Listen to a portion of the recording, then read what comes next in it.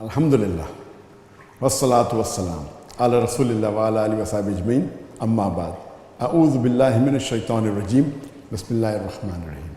وَمَنْ أَحْسَنُ قَوْلًا مِمَّنْ دَعَا إِلَى اللَّهِ وَعَمِلَ صَالِحًا وَقَالَ إِنَّنِي مِنَ الْمُسْلِمِينَ رَبِّ اشْرَحْ لِي صَدْرِي وَيَسِّرْ لِي أَمْرِي وَاحْلُلْ عُقْدَةً مِنْ لِسَانِي يَفْقَهُوا قَوْلِي. Dear respected scholars, Maulanas, Sheikhs, Muftis, my respected elders, and my dear brothers and sisters, I welcome all of you with the Islamic greetings. As.a.w. wa rahmatullahi wa barakatuh. May peace, mercy and blessings of Allah subhanahu wa ta'ala be on all of you.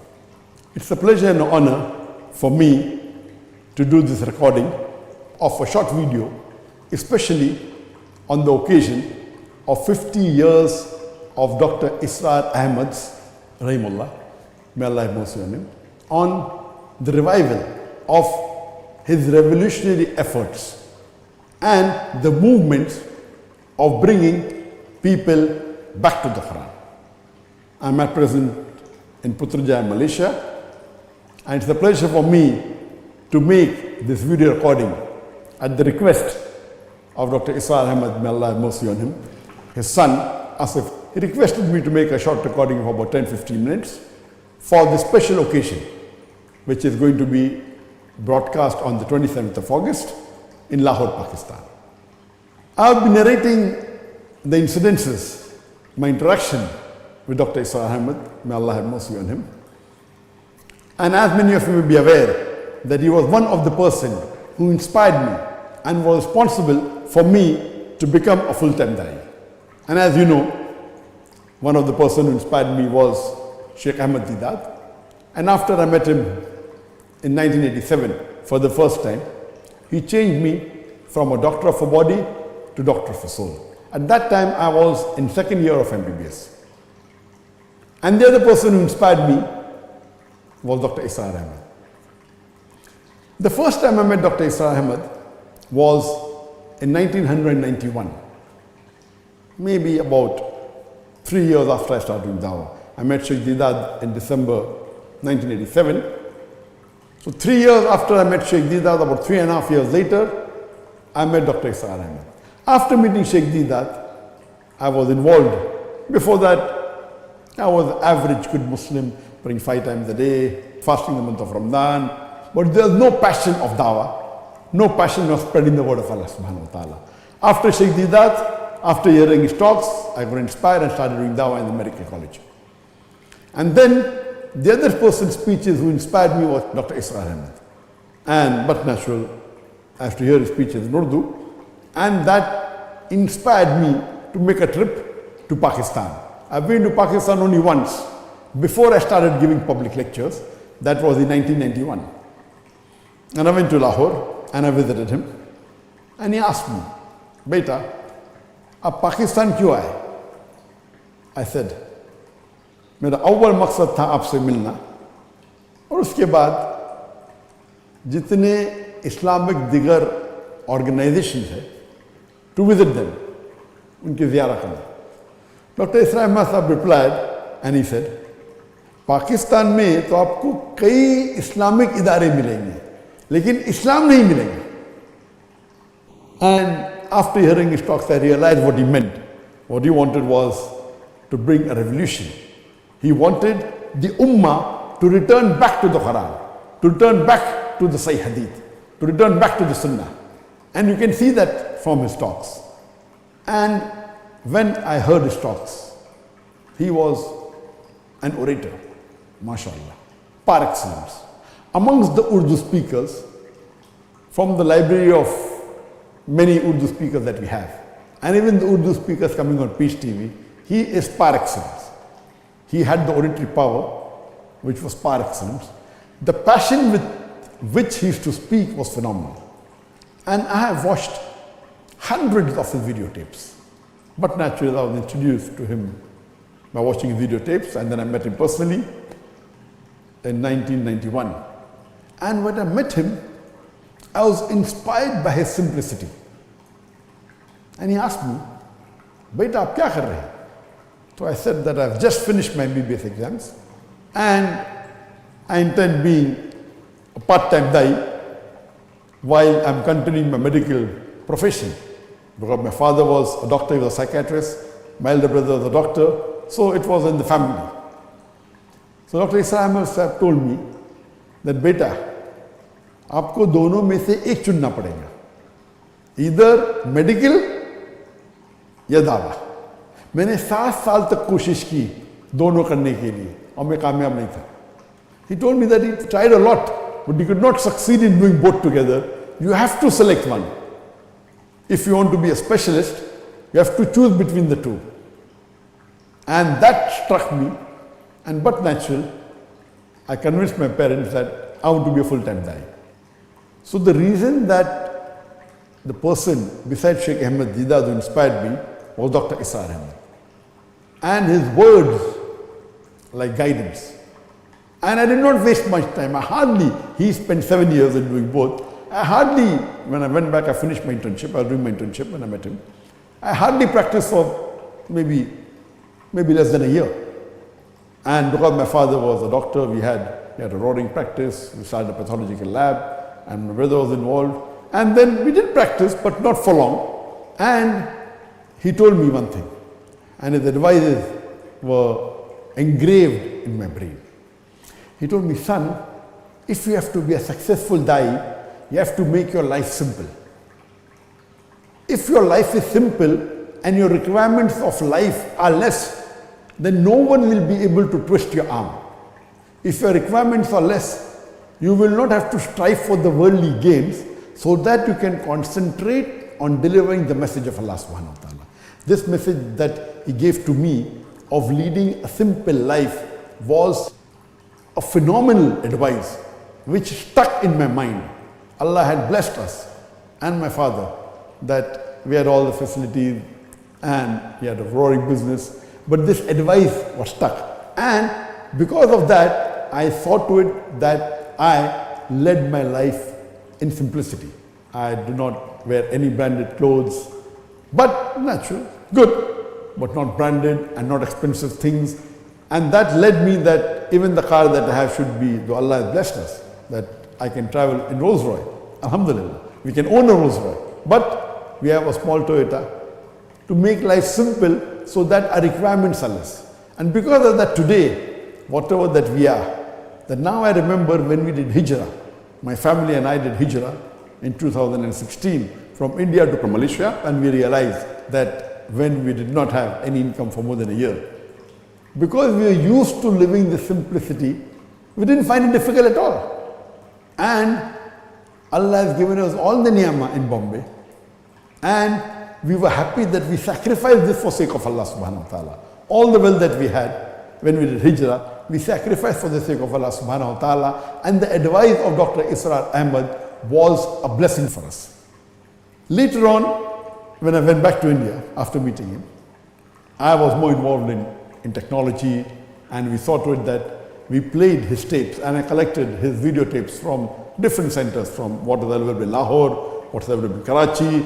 I went to US in his Chicago branch, his New York branch, from all the various centers that he has in different parts of the world. We had the largest collection of Dr. Israr Ahmad's cassettes in the world, more than even his own center, because his center was divided under one roof. Our organization had the largest collection of Dr. Israr Ahmad's tape in English and Urdu under one roof, hundreds of them. And we started playing it on the video cables, and in Bombay, he became very famous.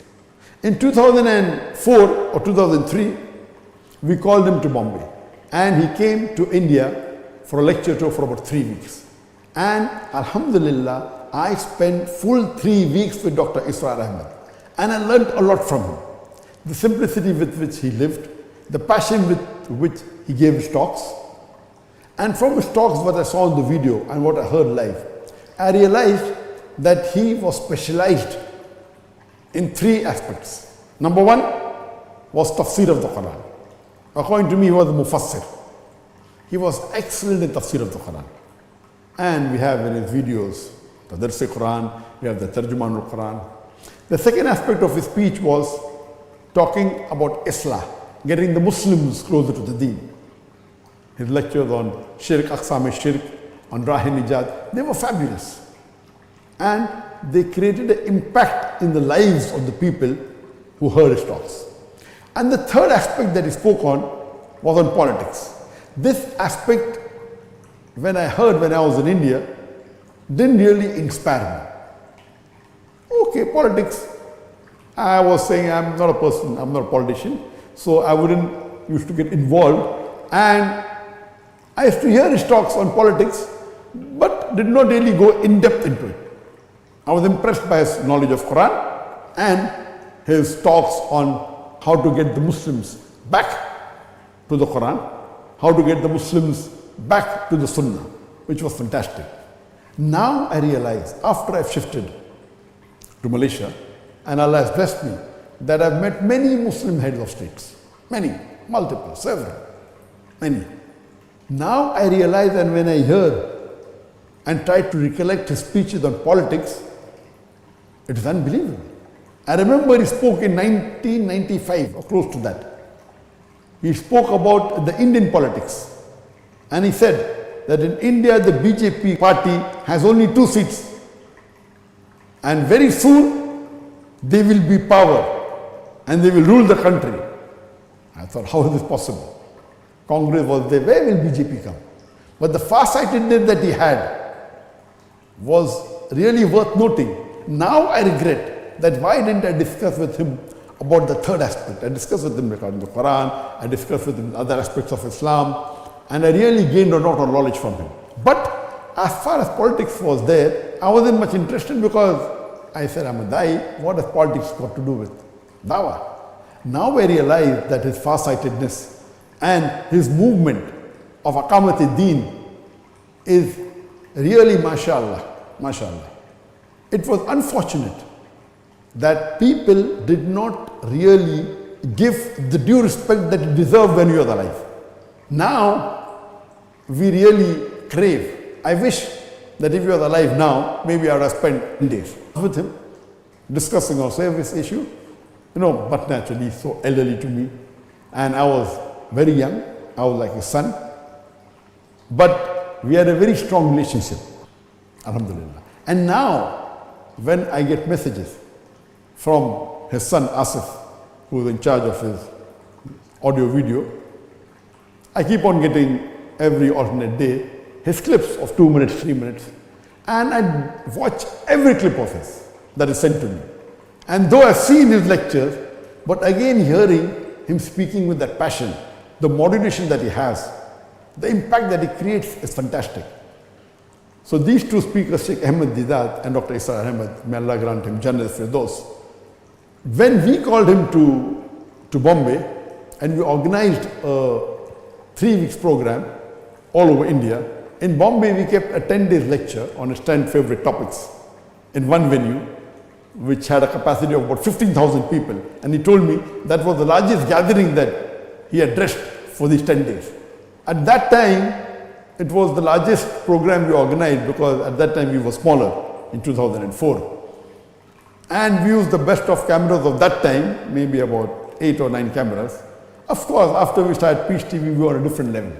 So when we started Peace TV and we thought of starting the second channel, Peace TV Urdu, I invited him and said that why don't you come to Dubai? And I realized for him to travel to Dubai was difficult. Then I said, why don't you come to Egypt? And he said, Beta, Egypt there will not be any Pakistani. How can I talk in front of cameras? So I said, don't worry, we'll see to it that we have at least 50 to 100 Pakistani in the studio. So we'll have a small setting. It will not be a big lecture in the public. Reluctantly he agreed in 2010. And he agreed, and we planned that we will have this program in Egypt. In the studio, everything was planned, and we were supposed to come in May, and unfortunately, just maybe a couple of months before he could travel to Egypt, Allah took him away. And we lost a very great personality. And I pray to Allah subhanahu wa ta'ala that may He grant Dr. Israr Ahmad, Rahimullah, may Allah have mercy on him, the highest degree in Jannat Firdaus, and may he be close to the Prophets and the Anbiyas and the Khulafa Rashideen.